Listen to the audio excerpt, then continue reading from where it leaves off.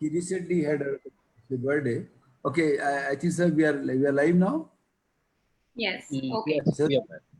So, good evening from Islamabad, Pakistan, and I welcome all the international and local participants for Fridays for Future, initiated by our project director from Sindh Academy, Mr. Jinnah from Karachi.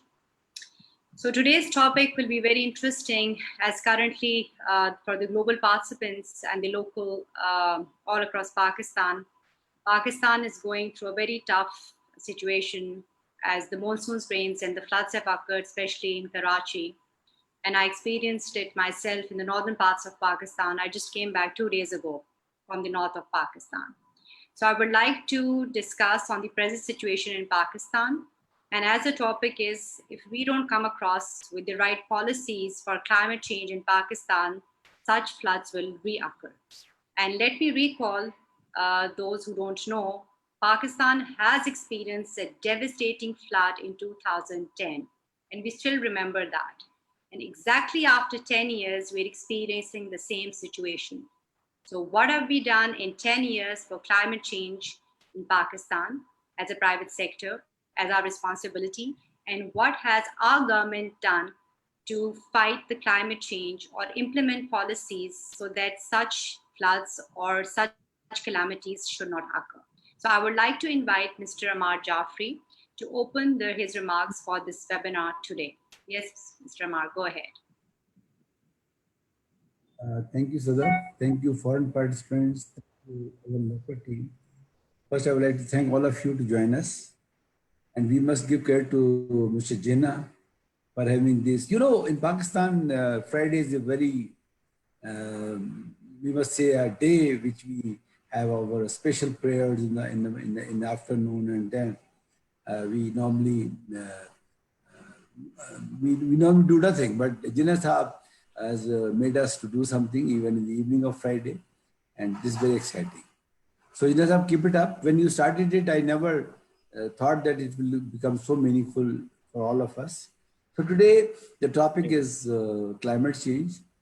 And as Sadaf told you that recently we had a very worst experience in Karachi and on the north side of Pakistan from where Sadaf recently came. So Karachi, Jinnah Sahab would like to explain more about that, and definitely we like to have a big picture. To my understanding, climate change is a real and persistent threat for all of us, and we should ponder very seriously on this issue from two angles. One is, what is the technical gadgetry available to us at a global level which could anticipate, which could tell us in advance that what's going to happen. And since I come from a technology field, I can assure you, to all those who do not have understanding of these technologies, that these exist. To my understanding, rain doesn't come in sudden.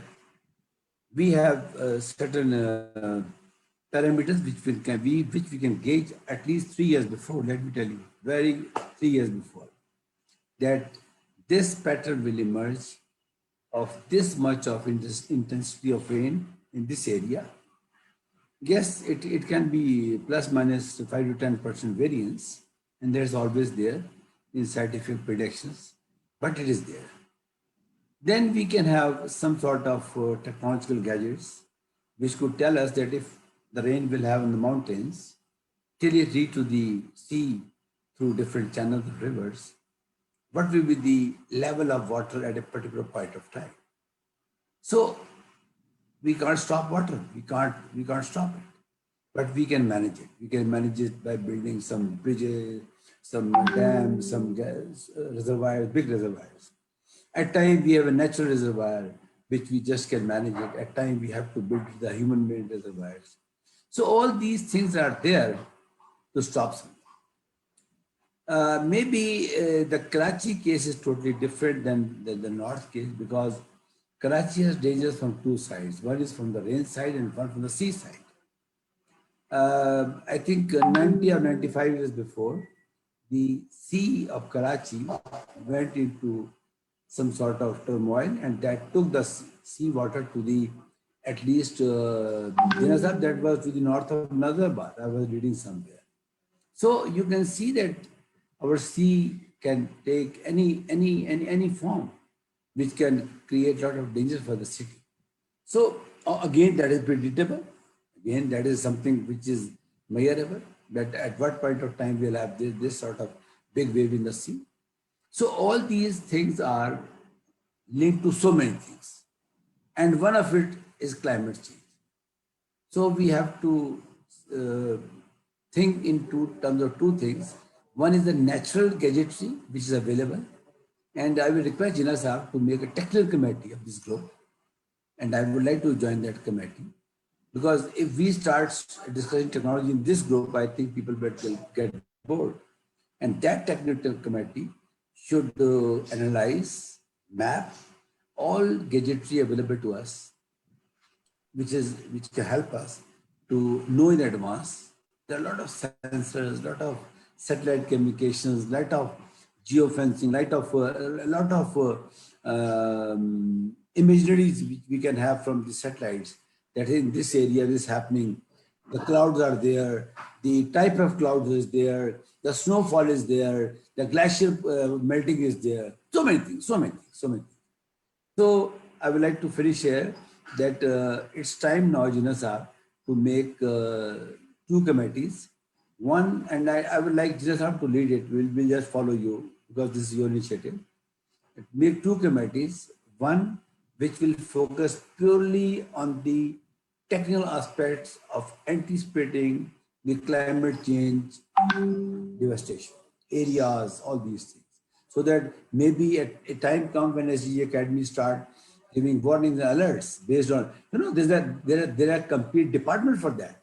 Meteorological department is there. There's so many departments for that. We can talk to them. We can help them. Instead of criticizing, we can. There's an old saying: if you're not part of the solution, you are part of the problem. We all sitting here should not become part of the problem. We should become part of the solution. There's no point in only criticizing government. Yes, we can. Maybe that time comes that we advise the government. We can talk to government. So one is the technical committee, and I would like to join that committee. And one should be the committee which should take all measures which are non-technical in nature. That is maybe tea plantation, maybe building of new housing societies. In Karachi, what happened? Jina Sahab knows it better.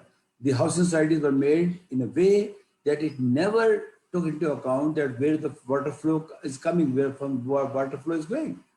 So I would like to again thank all of you, and will all of you to please discuss it from this angle, that this is a persistent and available and coming threat to all of us. It is threat to our lives, threat to our kids, threat to the future of Pakistan. Not only Pakistan, entire world. The global community is sitting here, and it's threat to the globe also. And I thank you all again. Thank you very much. Over to you, sir.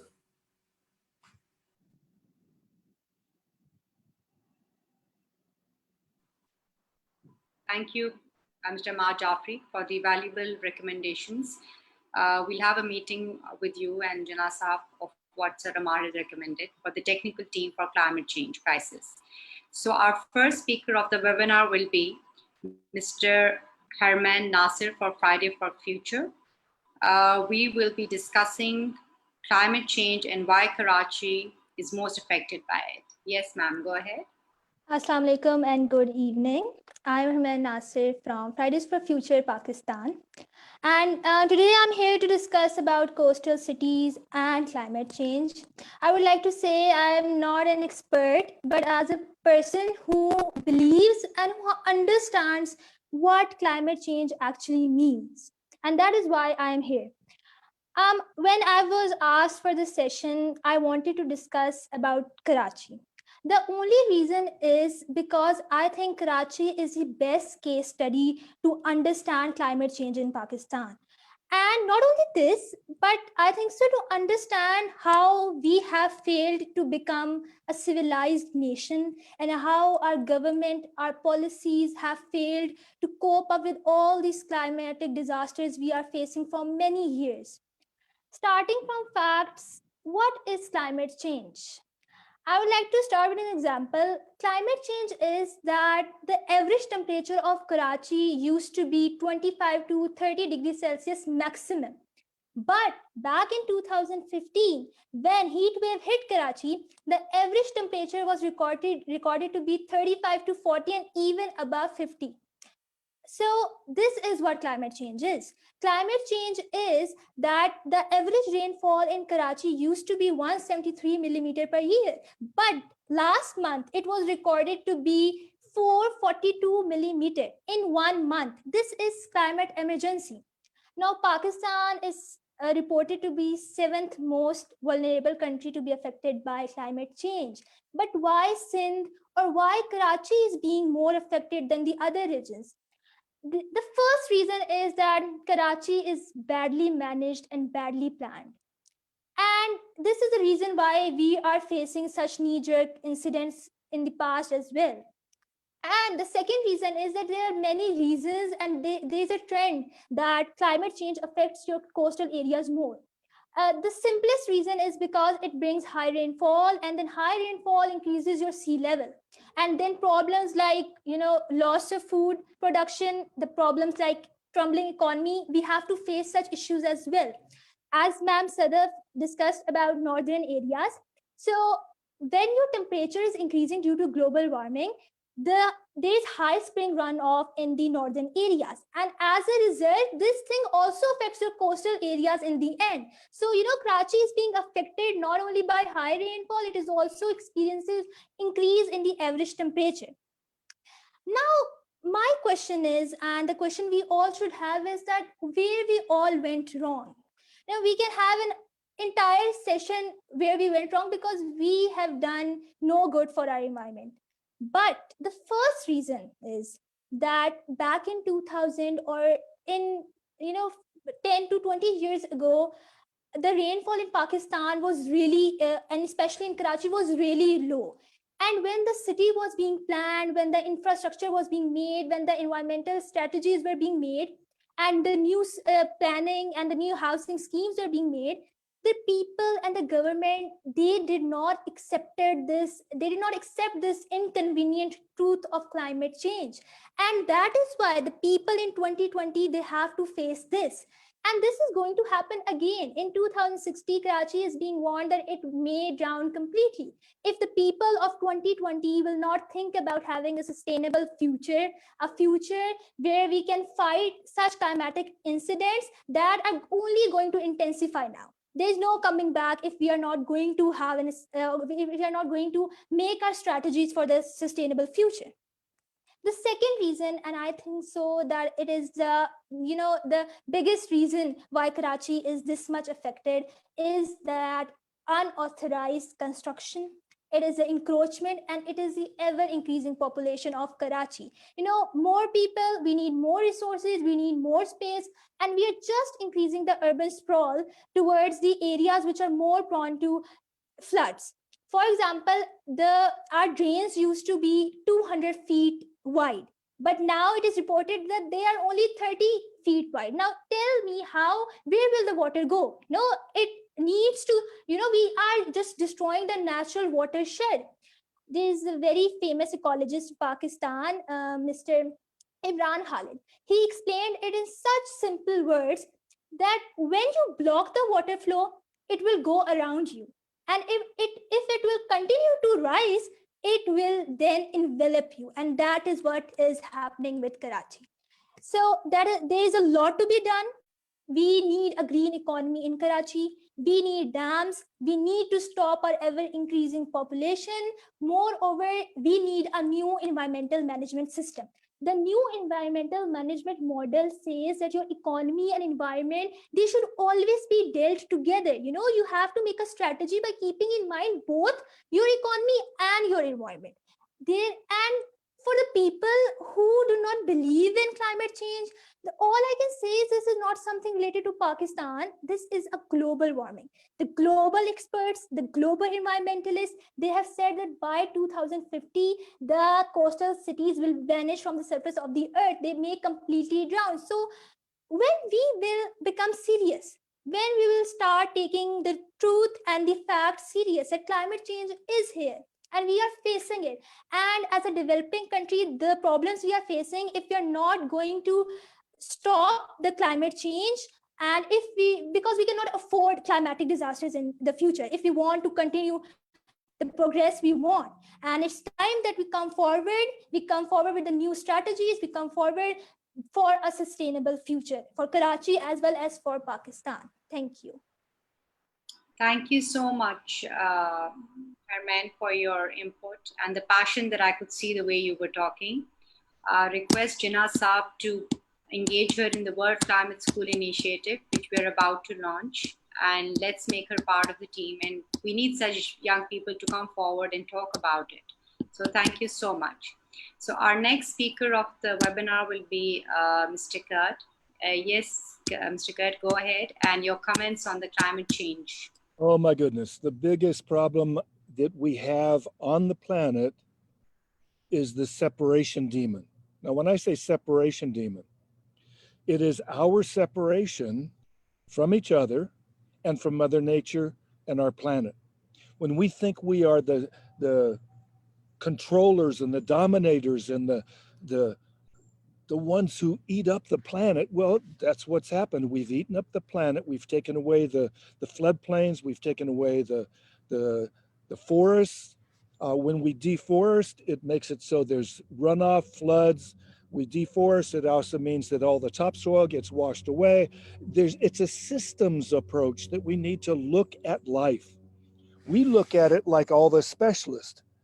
Like if you have a skin specialist or you have a kidney specialist or you have a this specialist, but we need to be able to have this inclusiveness, this systems approach to solving the issue. That's why I've been called a polymath and a pragmatic futurist and all kinds of crazy things. But the thing is when we think we're against the government or we're against these kind of people or those people are the cause, we want to unite and have people come together to be able to maybe eat differently. When we eat organically, we don't have pesticides on the land. We have then we have insects thriving instead of dying off. If we have insects dying off, we have birds dying off and all kinds of other animals dying off because of that. It's a chain reaction. And we don't look at things in a complete overview of life. The overview of life has to be inclusive. And that's why we always use inclusive instead of me and our. You know, it's our instead of just me. It's we are in this together. It's all about sustaining life for life, and everybody and everything will thrive. We don't want to just have sustainable agriculture or sustainable life in Karachi because we may not have so bad of floods. We want to have rejuvenating life that thrives. And this is what life should be about, creating more and more togetherness and cooperation. The cooperation and collaboration we know about, we get to spread that to all the other people we come into contact with. If we see somebody abusing something or using something incorrectly, we just make a simple, kind, loving comment, and it may change one person's idea about a particular issue just by our simple expression. So we have great power. We are a walking advertisement. And when we share on these kind of collaborations online with people all around the world, they can see that it's effective in Chile. I've been consulting with people in Chile, in Patagonia, and all over the world since the 80s. We get to be able to do this right by coming together, not thinking we're separate from anybody, because what happens in Pakistan is affecting Afghanistan, India, everywhere. So please wake up. We are no longer the little frog in the warming water. It's going to heat up soon enough and it'll be boiling and we can't get out. We got to do it now. We get to do it now, excuse me, not got to. I don't want to put stress on us. So we get to do this, taking action. If anybody wants to communicate with me, you have my contact information. I'm here to be able to serve. We're all serving life, because when we serve life, we serve God, and we serve obviously ourselves too, because then we get to drink good water, breathe fresh air, and we get to be able to live a thriving life.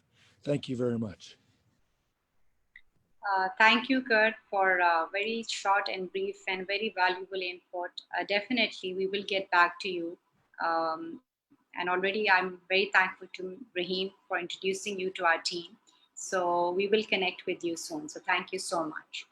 So our next speaker for the webinar will be Sayed Ali Zaidi.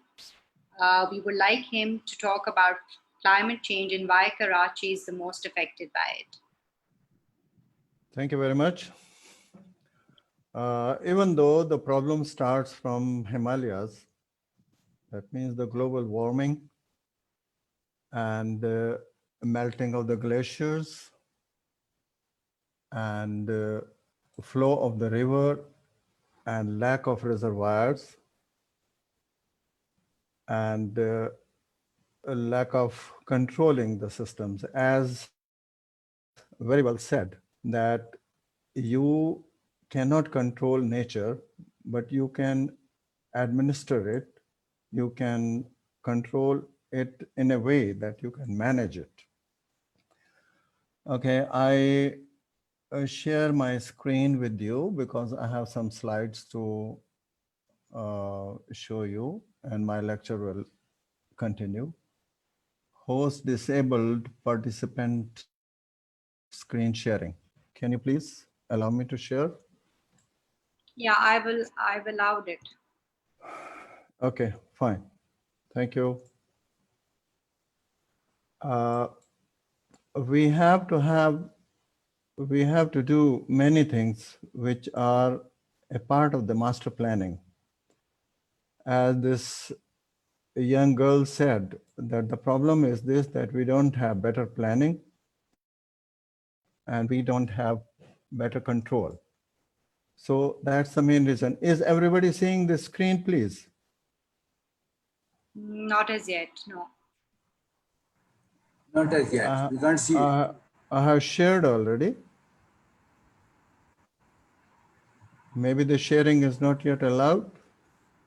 It is allowed to all panelists. Can you try again?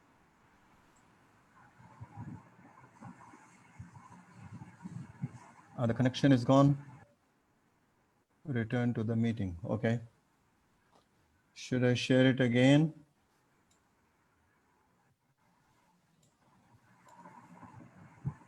Is it visible now? Yeah. Okay. Thank you very much. So my subject is the city by sea, the future of the Karachi coast. The coast is not just an entity to control it, but actually it is linked with the total overall master planning. For the master planning, we have to see the area of the master plan and the population to be served from this master plan. So here you can see in 1951, we had 1,068,500 people, while in 2020, we are expecting 27,550,000. This growth tells that the city had potential to grow faster because of it had much to offer and attracted population from all over the Pakistan for better education, health, and job opportunities. Then what happened? The Karachi is gone from developed to underdeveloped city. Had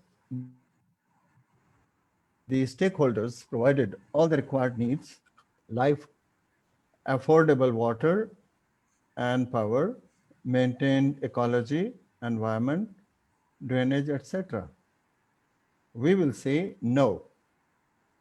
Here you can see the population growth from this small little spot to a gigantic metropolitan. Here you can see this spot, this was 1946 and 2008, but till now, till 2020, it has gone 20 times the area which was covered in 1946. So it needed a real tremendous study, a real tremendous, serious, sincere master planning, and more serious implementation. Now, what is the attraction of the coastal city? Coastal city is a natural water which soothes to the people psychology and people mentality and gives a lot of relief. So this is normally we imagine about the coastal cities. Now, Karachi has 75-kilometer long coastal area, and a lot is offering, including 75 kilometer of natural beach from Port Monze till the Qasim port, which had a lot of challenges in itself. Did Karachites gave back accordingly? Just compare it and it's by its now and then. Here you can see this is 2008 and this is 2010.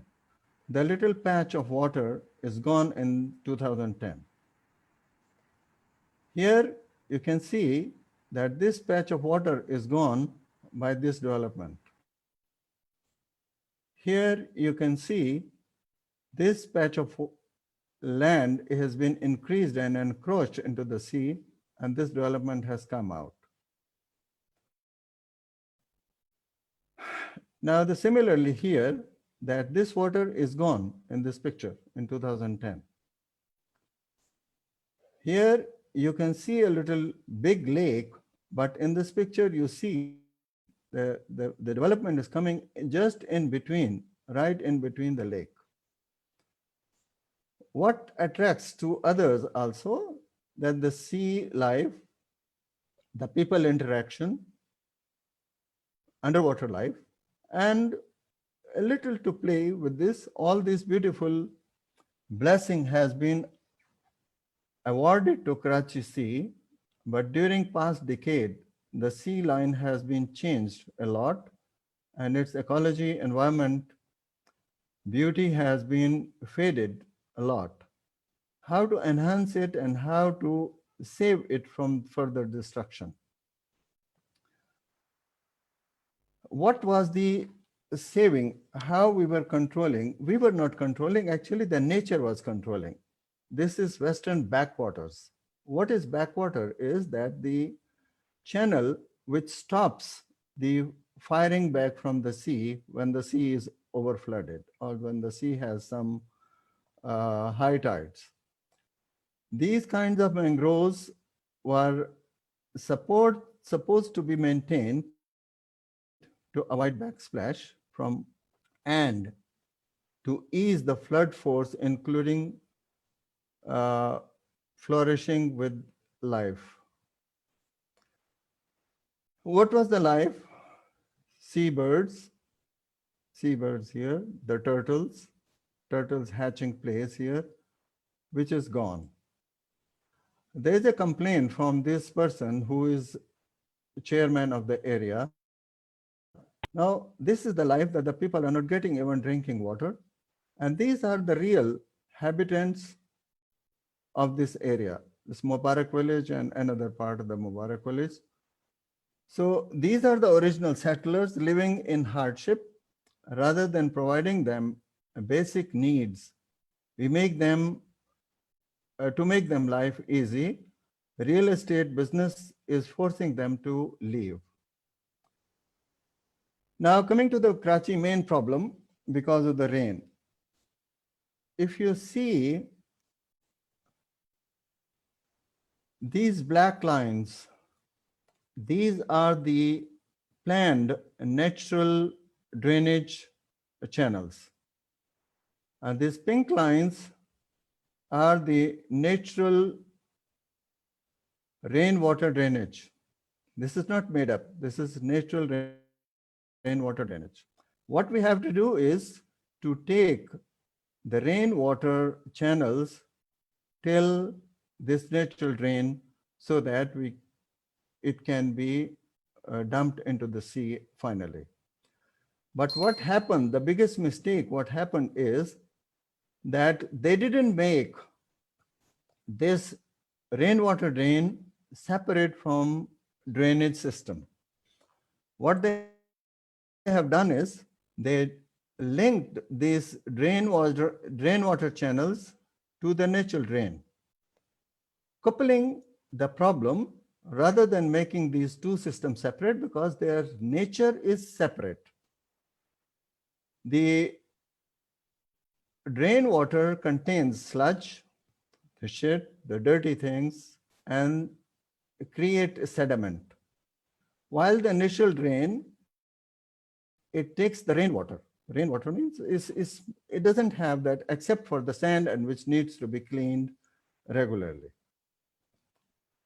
Now here what happened, when these channels, these are the channels, how they have linked, this yellow is the channel, they make this bypass and bypass where it is touching this natural channel. This blue is natural channel and this is made up channel.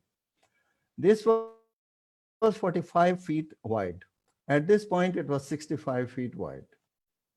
But what happened with the developers, they closed this green part, and it is hardly 30 feet wide. Now, if the 45 feet wide is bursting water into that, this will be stuck up like a bottleneck and it will splash back. Did anyone thought about the adverse effect of narrowing the channel? No. And what happened further is that KPT has reclaimed the land over this, means they have cut out this natural forest. They have removed the mangroves from here. They have removed the habitats. So very sad to these kind of activities from the government, semi-government agencies. This is a broader picture about it. That this is the area which I discussed. And furthermore, in South Basin, in the Port Basin, they have reclaimed this land, and they have reclaimed this land with Nahr Khayyam. Of course, I mean, rather than leaving and easing the seawater and the water channels, we are disturbing and we are taking its part. Unfortunately, the greed has taken such a huge water body and converted into the artificial land, removing mangroves, disturbed the ecology of the area. Now this is DHA colony. These arrows, they shows what are the developments, what are the new developments. That means taking away the sea, which was helpful in easing the splashback. This was 1978 and this is 1992. And in 2009, this was further added.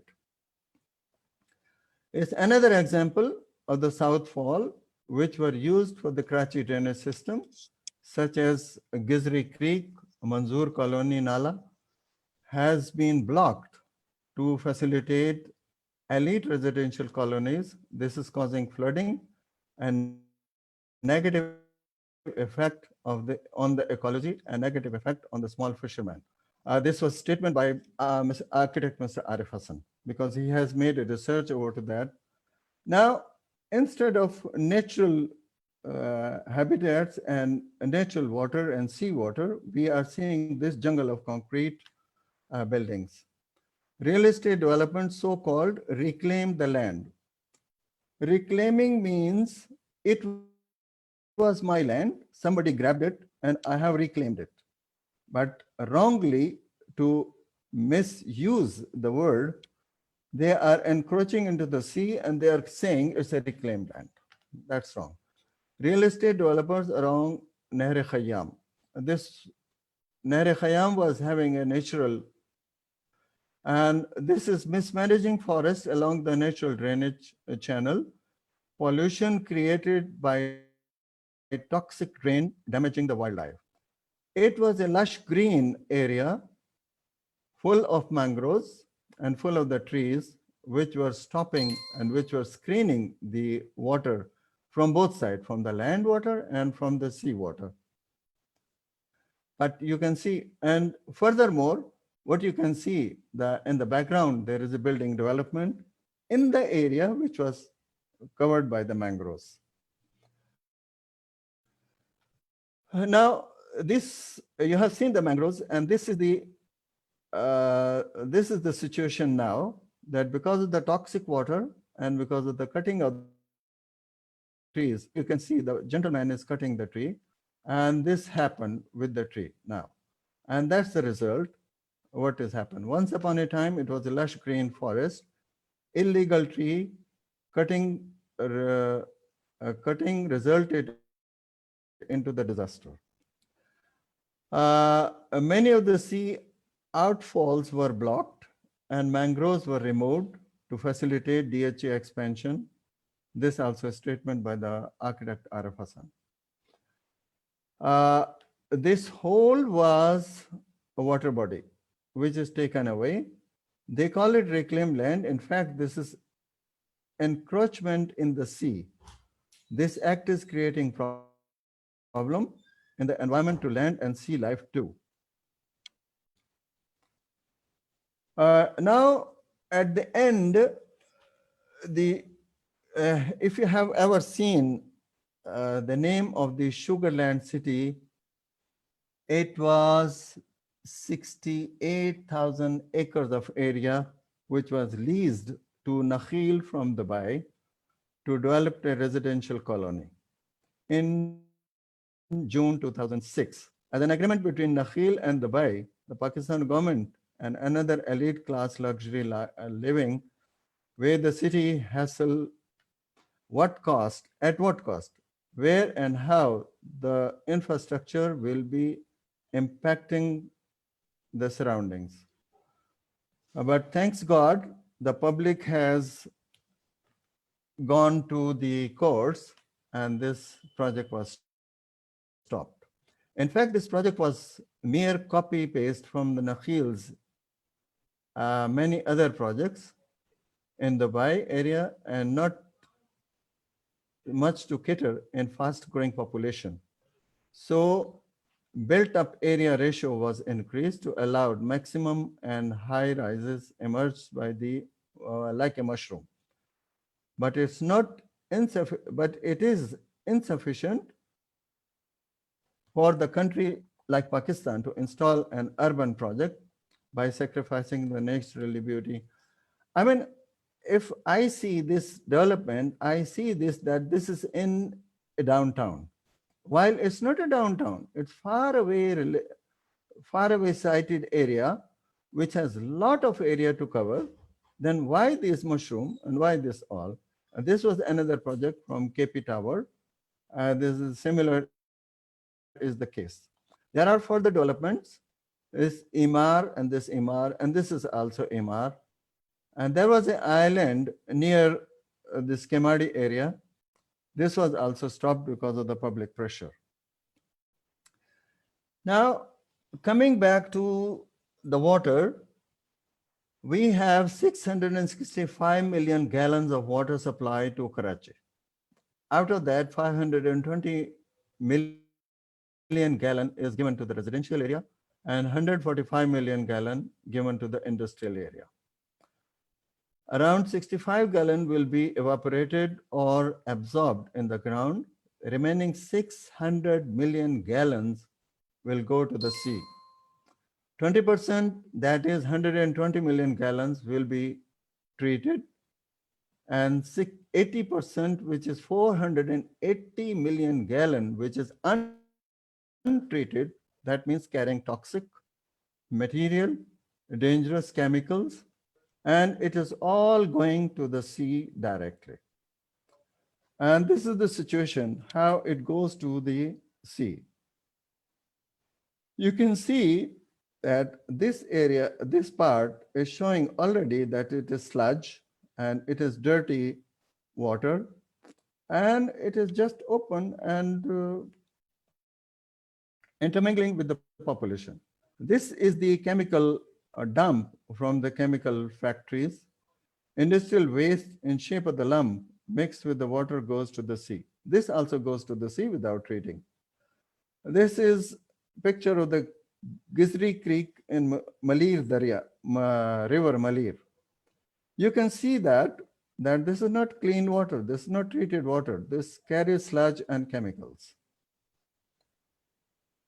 Now, this water, these chemicals which are mixed in the water which is going to the sea is carrying manganese, which is 19 times than the approved permissible quantity.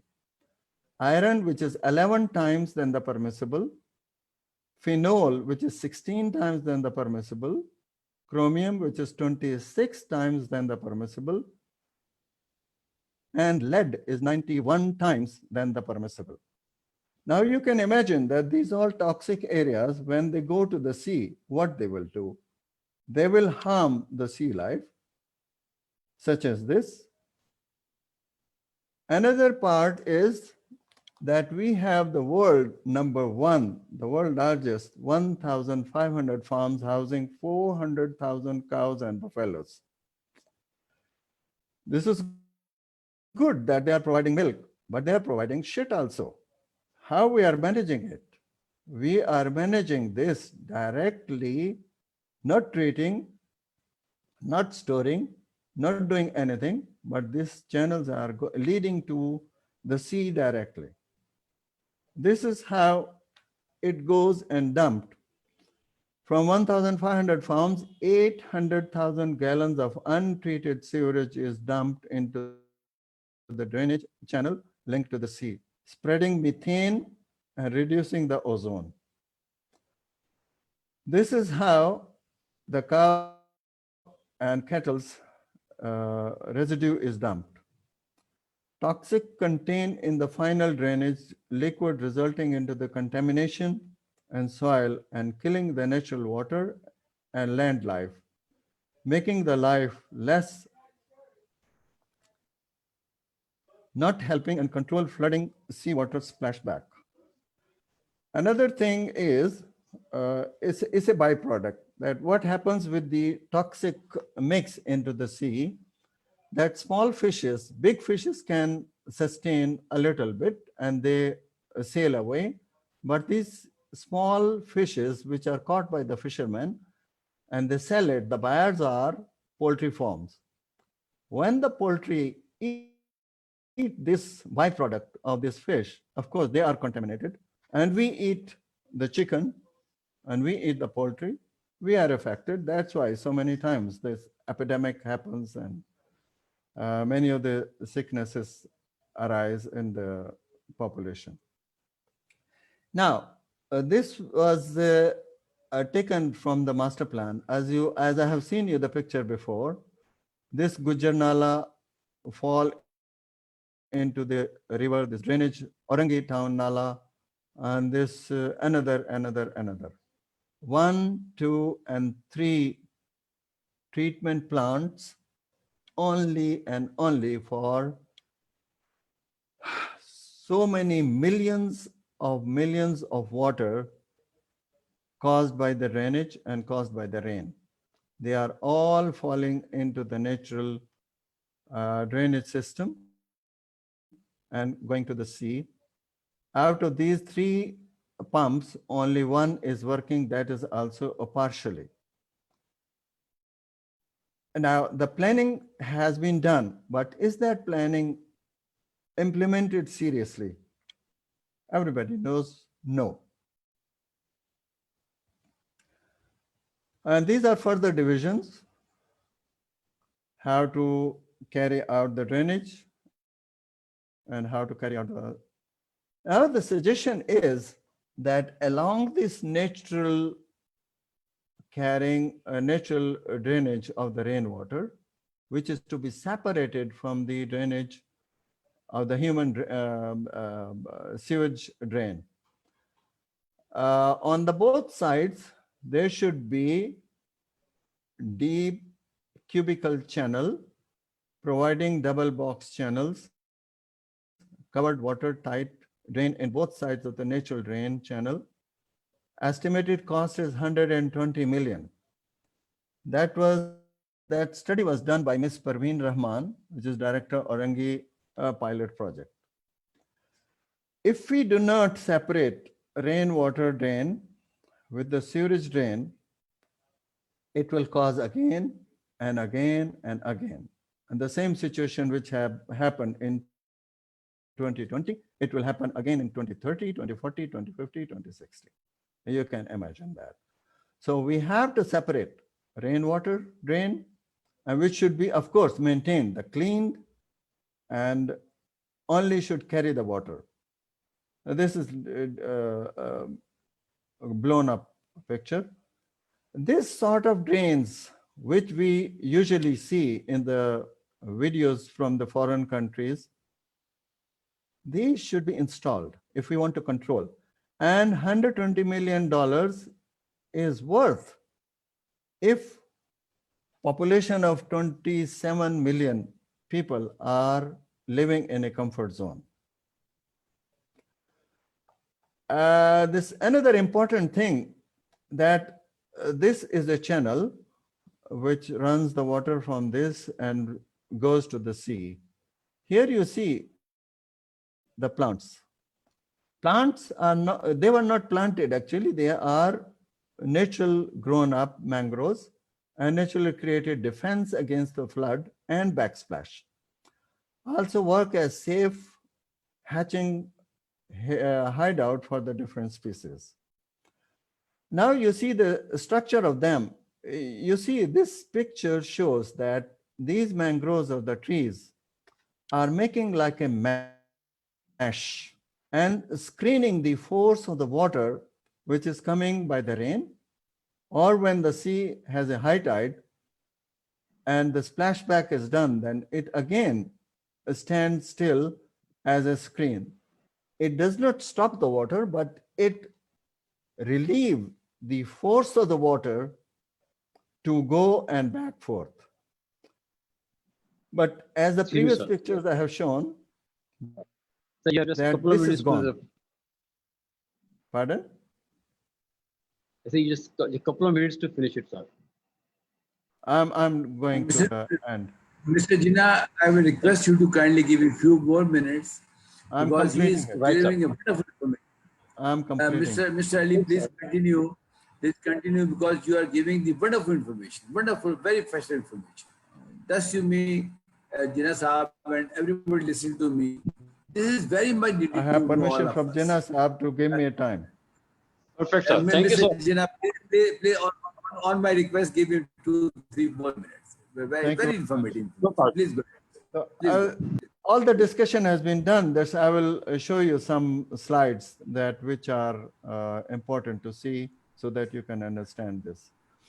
Now here, when we are planning, 4 principles should be maintained. The ecology of the area should not be disturbed. Land use should be according to the social and environment friendly. The outcome of the master plan should be benefit to the population, and heritage should be maintained. This is a closing note that I have repeatedly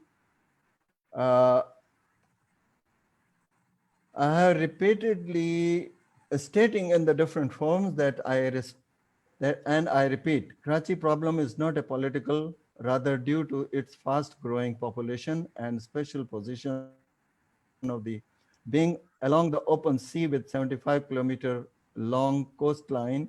Karachi's problem is purely technical and governed by bad planning and bad governance, coupled with the political influence. Every new development should be approved only if all the environmental concerns are taken care of, the ecology is intact, project is safe for the wildlife and underwater life. The infrastructure is provided with international standards. Mangroves are not destroyed. The project is not generating any kind of pollution. That's it, sir. Thank you very much. Wow. Even I was enjoying your Thank you. presentation, by the way. It was so good. Jinnah Saab, I will. Mr. Ali, this was a remarkable piece of information we had today. Thank you. And I So will nice request of you to you. please share your, So nice of you. slides definitely.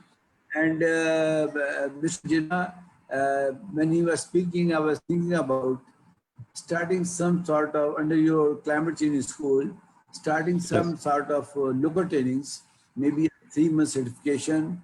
And I think Sadaf and Janab, you please talk to us. And definitely this is a very important information to be given to the students of the universities, to the planners, to the government officers, and we will talk about it. Please go ahead. Please go ahead. Thank you, sir. Thank you, Ali Saab. Thank you. Most welcome, sir. Thank you, Mr. Ali. Thank It you. was Thank you, Sadaf. a detailed presentation. I hope that the viewers who've been watching us live on Facebook, they would also know in detail what's happening to Karachi and what we all can do. So I would request Mr. Jinnah, if you can share the slides with us by email, and we will have a separate meeting with you, how we can take it from here. So thank you so much. So I have Rahim Fatma with us. Rahim Fatma, you've got 3 to 4 minutes, your comments on climate change. And what would you suggest, the youth, as you are the youth ambassador of SDGs? So my name is Rahim Fatma, and I am now 13 years old and also part of the team. So I think climate change is something that is one of the biggest problems that we're facing. And all of us, and by that, all of us, some people are doing not so good things that would affect the environment and especially climate change. But some are doing unknowingly at times by even, nowadays, even fashion is the kind of fashion that when we wear that, there's a lot of cotton, there's a lot of water that goes into it. So there's a lot of things that we have to go through in order to really try to make a difference in this problem. Now, with the Karachi, of course, we are going somehow by the example of Karachi. I have lived in Karachi for about 3 years. I was really young though, but I still remember it wasn't like that before. I mean, there was still a lot of pollution there, but not like this rainfall problem that has been happening on and off nowadays.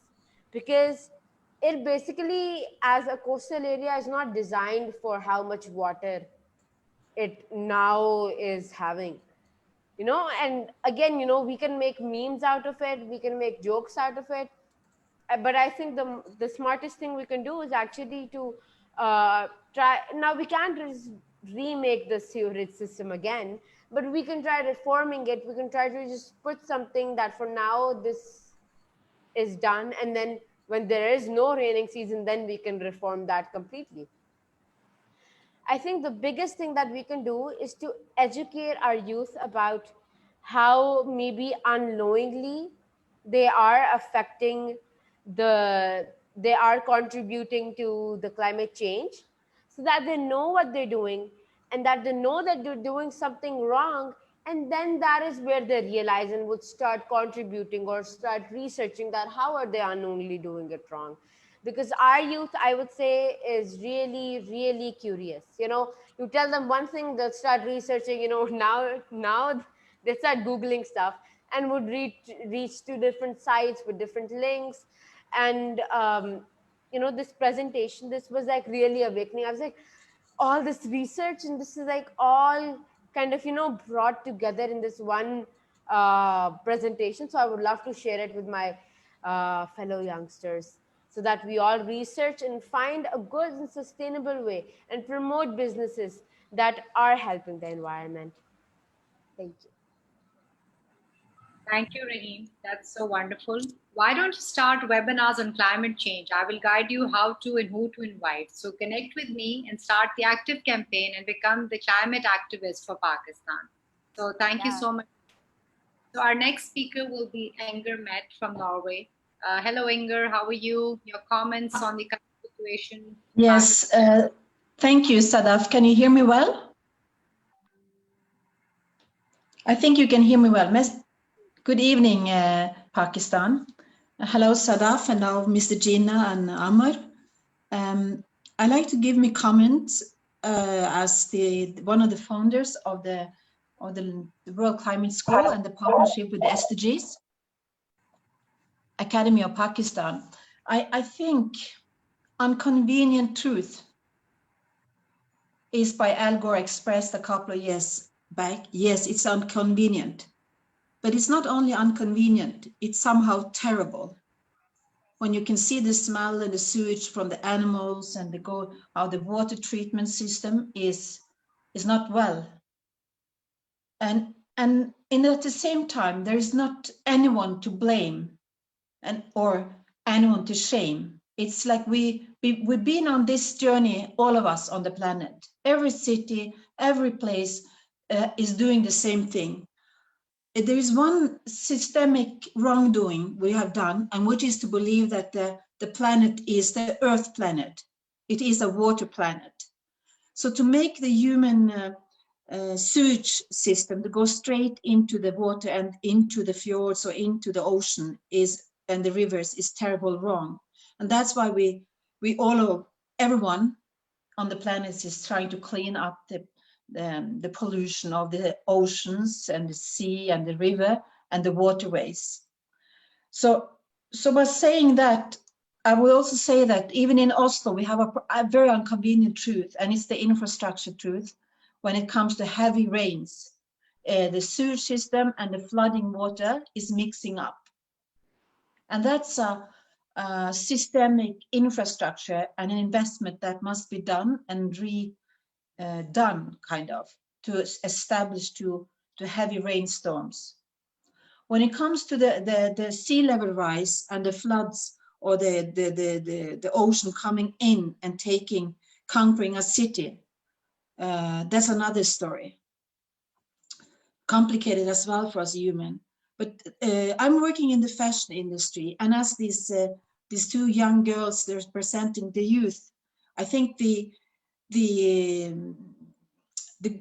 Green Deal or the green investments or the blue-green investments into the future is not done by the politicians that we have right now.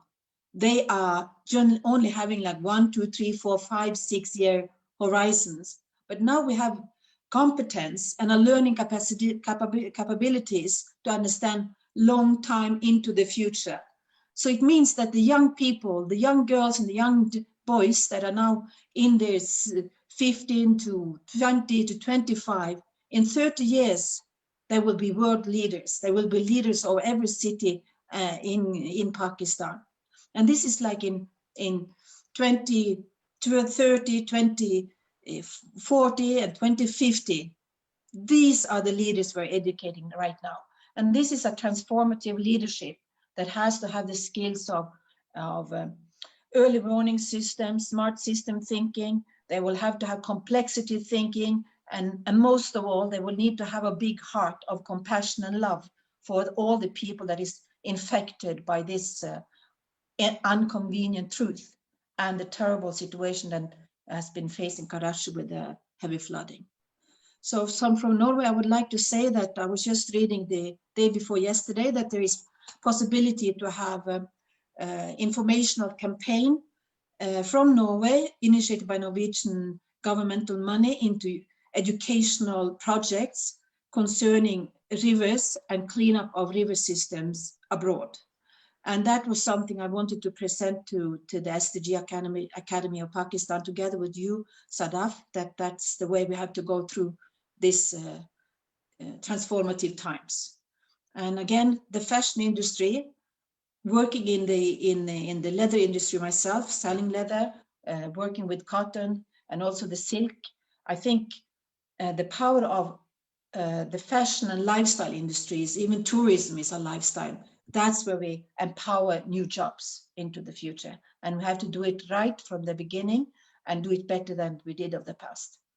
And that's not only terrible and inconvenient, it can be done with optimism and a power of doing something that is very good.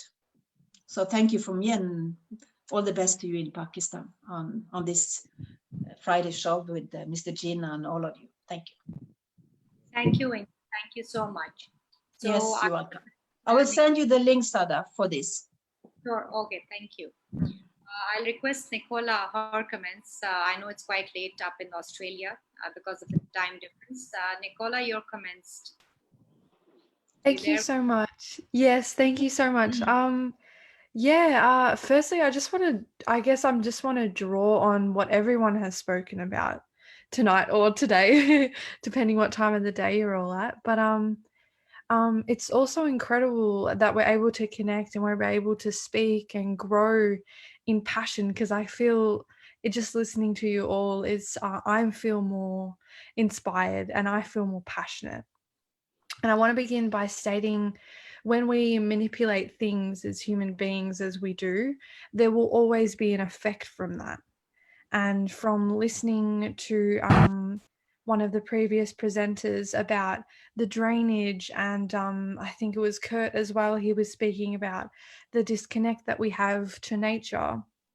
I also wanted to say that what Inga was saying about how our Earth is named Earth, it really should be the ocean. Our ocean is majority of this planet that we live on, and is the fundamentals of life itself. Well, there's been a lot of research in that we came from the ocean, and it's so important. And with construction and building back into cities and Karachi and all around the world, I think it's really important to include not only businesses, but the way we design and the way that we think about things for the future. I think we're not using our creativity that we could be, and I'm talking specifically about building complexes and building construction areas for people to live in. I think we can do a lot better. I think we have to consciously change the way we are designing these things to be more dependent on the environment, in terms of including the environment in these structures. So more green buildings instead of concrete buildings. You see, and it's almost sickening, these concrete jungles, and they're, I guess, manifestations of this disconnect to the land and the ocean that we have. They're not only that, but they're not appealing, and they actually increase the heat of the area, which can have other effects on the ocean and the climate in the cities that we're living in. And yeah, I just wanted to bring that up. I think incorporating people of all different industries to do better in their jobs, and to do better with what skills and knowledge they have, for all of us, and to be more connected to nature and to the ocean and to each other. That's what I wanted to say. Thank you so much, Nicola. And SDGs Academy of Pakistan is really looking forward to work with you on SDG 14, which is Life on Below Water. And that's what our aim is, that under that project to create, climate warriors or the youth ambassador on SDG 14, so that we start the campaign, at least from somewhere we all have to start. And as all we agree, as a community, as a personal, involvement for climate change, even if it's 1%, that would count right now. And that is the need of the hour from everyone right now who is part of this webinar and who's listening to us live on Facebook. So thank you so much, Nicola. Now Thank you I so will much. for discussion. I know our team in Karachi. First of all, I'm happy to see Jinnah Saab, Iram Fawad, Iram Khan, and Zishan, to see you all back active, and you're safe. So your experience on the current situation in floods, I know it was a tough time. Iram Khan house was flooded with water. She sent me this picture. I was up in the north, and little did I know that when I was coming back to Islamabad, I'll experience that flood, which was a scary experience. I will share that in the end, how I felt when I was driving down from Kalam Swat to Islamabad, and I experienced that flood. The river Swat was in high flood. So Iram Khan, I would like you to... Sadaf, if you can allow me for 1 minute before this lecture starts, I would like to take away from the message of Mr. Ali. Actually, we are not thinking total picture. When Mr. Ali was telling something, I was thinking that we are wasting our valuable, like say, dung of the buffaloes and cows. Engel is here. She always talk about the circular economy. So what we are doing is we are wasting something out of which we can make good money, out of which we can make energy, and we are damaging ourselves. So it's Mr. Ali is two-edged weapon. On one side, we are wasting something. On the second side, we are damaging ourselves. So I think there's a need for bringing some business processes into it. And I think we should have focused discussion, Janazab, in next meetings. I was so happy to learn from Mr. Ali for the first time in my life that this is not something which politicians can handle. This is not something which governors can handle. I think technical people should come forward. It must be an ecosystem in which the business community should come forward. You know, when he was giving us the details of what we are throwing in the sea, it is valuable. It's iron, it's dung, it's so many things. So I think, Janazab, this is your call now. Maybe from next Friday onwards, we may have a very focused discussion on the, we'll take into account only Karachi, because now Karachi is getting our concern now. What we can do, how we can engage business community into earning from all these waste which we are throwing in the seawater. And definitely, Ali Sahab, there's a need for guidance to the government also. I fail to understand that why we are relying totally on our government, Every time we see toward the Prime Minister, toward the Chief Minister, toward the Administrator, there's our problem. Who stops us? Who stops us from going to the universities, going to the NGOs, raise some voice for this, that this is damage to us, and we should encourage business community to come forward and make money out of this trash, out of this what we call waste plus. So there are so many things coming up now, and we should invite everybody. But we should, I think, Ali Sahab, I think we 30, 40 people in this group, including foreigners with us, I think if we set a good example on every Friday, on making a very focused discussion on one particular topic, make a video and put it on the website. So anybody who wants to take advantage of it, please take advantage of it. So this is my only input. Now, Sadaf, you, please go ahead. Mr. Ali, please go ahead. One second. Please go ahead. Examples are there throughout the world. Norway, Sweden, they have the same thing. That means they have cows and buffaloes, and they have sewage. But we are spending millions of dollars a month to dump this all treasure, while these countries are earning from them. I mean, from the cow and buffaloes, this waste can be made into fertilizer. It can be made for water for the agriculture, for the irrigation. And from the human sewage, we can make a lot. Last time I had a presentation, and you have seen that I spoke about the solid waste disposal. There is a lot of things there. There are examples. We are not inventing a wheel. We can just copy paste according to our needs. Thank you very much. Over to you, sir. Please go ahead. Thank you. Michael is with us. So your comments on the discussion we're having. Michael? Michael, can you hear us? Yes. Hello. Yes. Go ahead. Yeah. Like interesting conversation. It's certainly one of the most important conversations we can have. How we recycle every nutrient we have here on planet Earth and stuff like that. And I just heard a very interesting conversation yesterday about this with Christian Wall and Jim Rutt on the Jim Rutt show. I can really recommend that, where they talk about everything, recycling and waste, and human waste and animal waste, and what we must think about. So there's a lot to think about there. And we are at the end of, in the next coming 10 years, we have really had to figure out what they say, how to recycle all the phosphor we had, because we're running out of phosphor as well, so and stuff like that. So.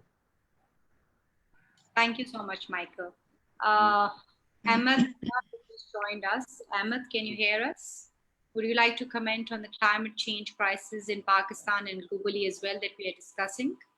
Mr. Ahmed, would you like to comment?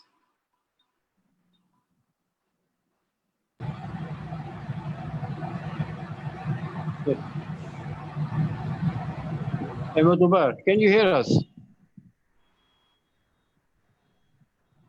Okay. So, Dr. Jabbar Khattak Saab. You, Dr. Saab. Here with us.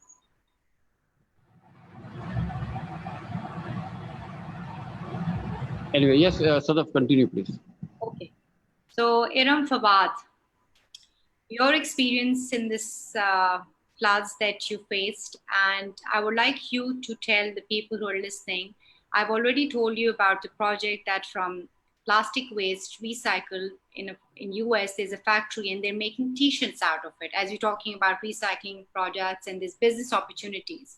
So I would like you to comment and educate the people of Pakistan who are listening live.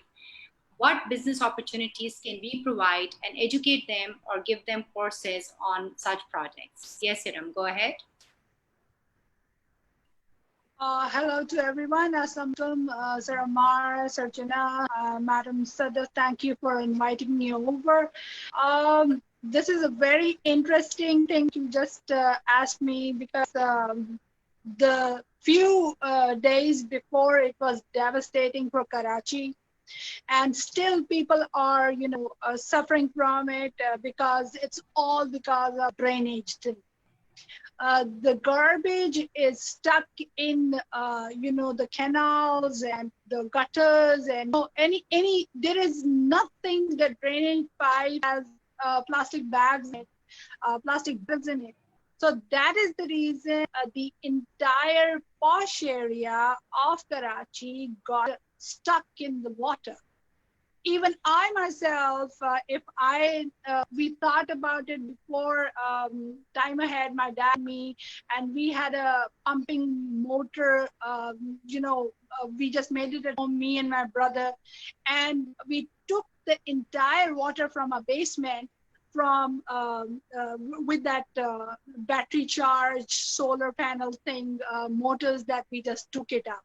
And then with me and my brother thinking how we can save water, and the rain falling water is clean and it's very good, but people is just wasting it. They are not paying attention on it because this is a God-given gift and we are wasting because we are fools, I think. And because of that, I started something that the full of the rainwater, we just collect it in some tank and then put it in our water tank so that we can use it afterwards. So if I can think that for my home, why can't all Karachi people can think on that? Why cannot just clean our drainages so that people today are crying? There are deaths happening because of that skunk happening in the DHA area.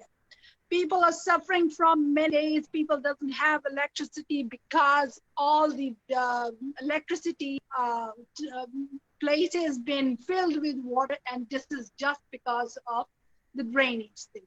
Now, Sadaf has asked me about a project about recycling. So we have already discussed, Sadaf and me, this recycling thing can improve ways of drainage, because all the plastic will go into a recycling way to make some t-shirts out of it. This is how it is happening in Mexico. Why can't we have it over here? So we are working on it so that we can collect the entire plastic stuff from Karachi. It is like people just throw it away. They don't think that has to be. They has to think about the waste management. They has to think about the government or the local ways. If the government is not thinking on that one, we are the one who are going to think about it. If I can single-handedly do that, other people can also come. Let's make join hands together for Karachi. And as I am a Karachiite and I love this city because this is a city of light, and it is like all gone. There are no light in many areas. And I've been crying 2 days just because of that. It's not like I don't have the light. If I have that power and everything, why can't other people have? This is something that you have to feel yourself. Now the recycling thing that we have already discussed, and there are something we want to do. We need some people to collaborate with us so that we can collect that garbage and can turn it into the t-shirts, because we know how to, because I'm from a fashion background, and I know what to do and how to do it. So we need some people to support us so that through this way, that product can be sold to other international countries. But not only this, we can just, clean our drainages and everything. It's because of that, because there is no plastic bags and there's no Coke bottles or anywhere. It is like all over in Karachi, and many things will be, clean. So I guess it's pretty much it. And it's like I have observed, and I've been reading all the things, like climate change in Pakistan has increased the average annual temperature, which is very alarming. It is like 0.120 Celsius, and the annual rise in sea level, which is like by 1.1 millimeter. This is too much.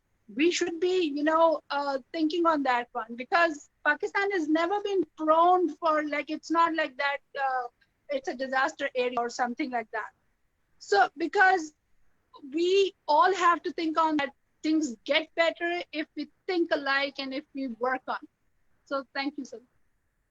Thank you so much, Iram. Iram Fawad, are you there with us? I know you joined the session late. Your comments on climate change, just for 2-3 minutes, and then we'll wrap up the session. Iram Khan. Hello, everyone. Yes, I'm here.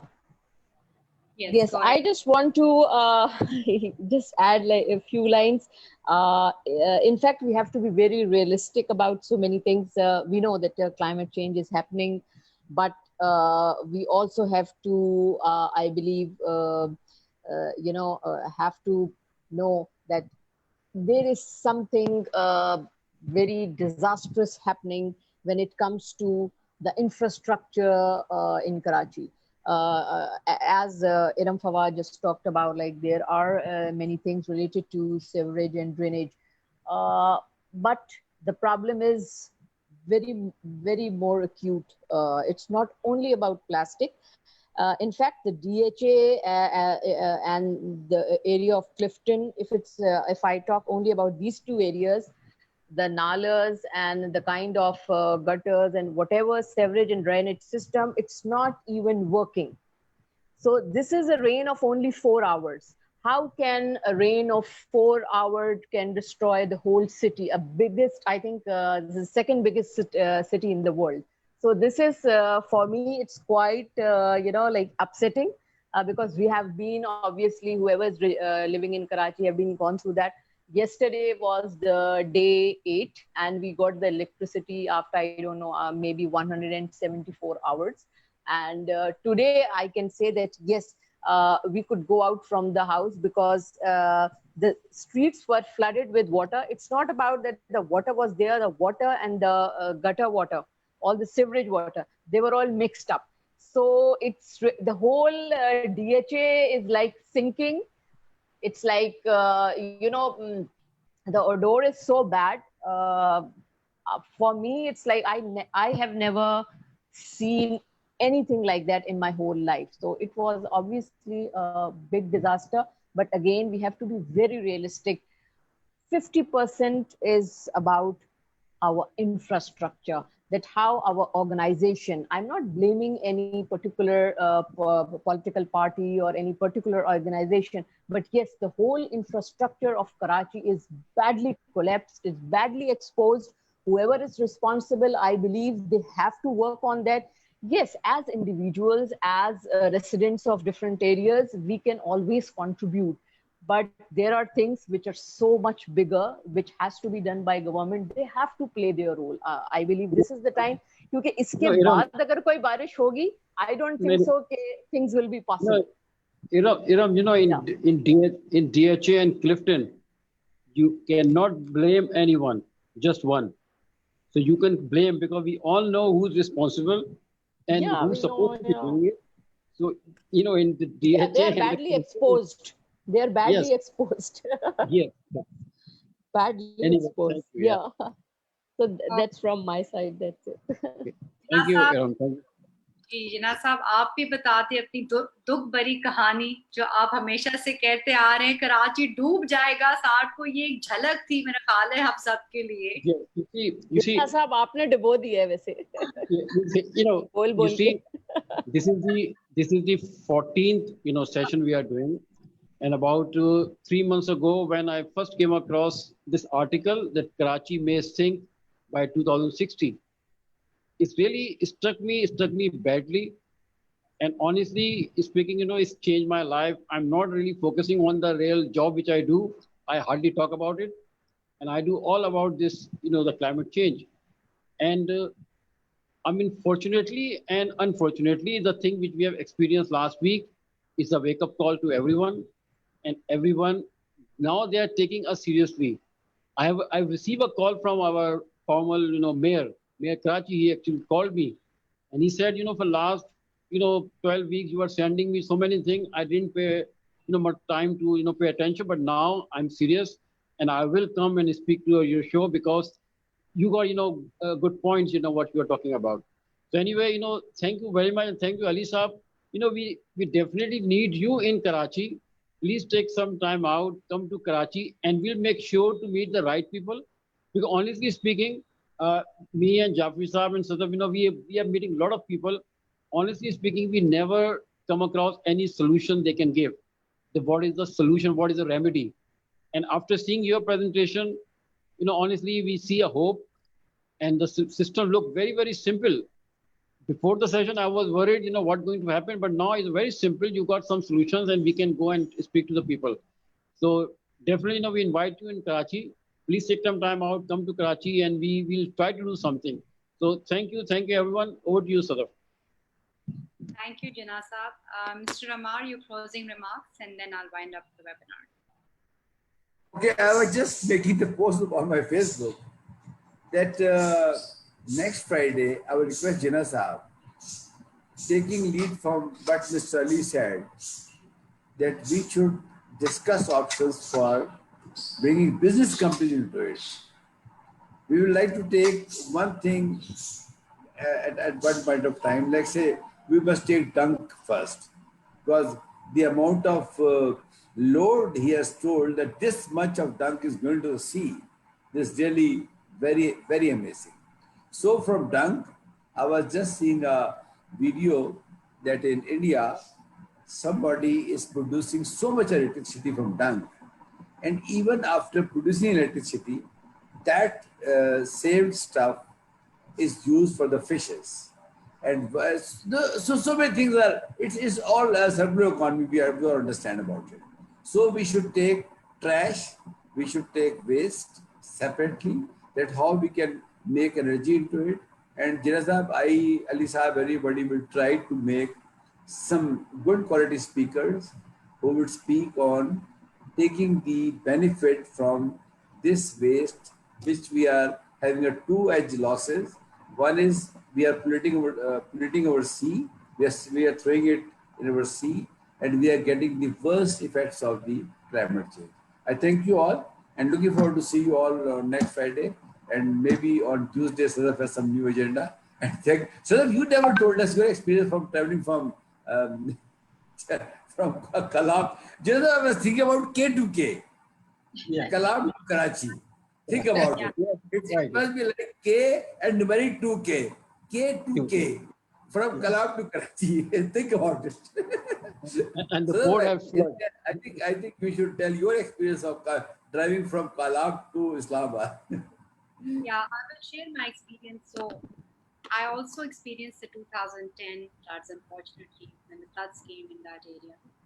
And we did a lot of social work. It was a devastating flood experience. And that's why I said that those memories were very fresh in the mind. And it so happened that, as you all know, we had a climate waste plus 3 days ago when these floods came.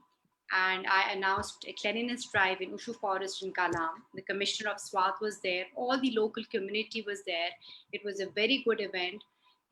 When I organize such events in that area, the people, the local community, उनकी कोई hope बढ़ जाती है, कोई बाहर से आया है और हमें कोई educate कर दें. They are ready to work with us.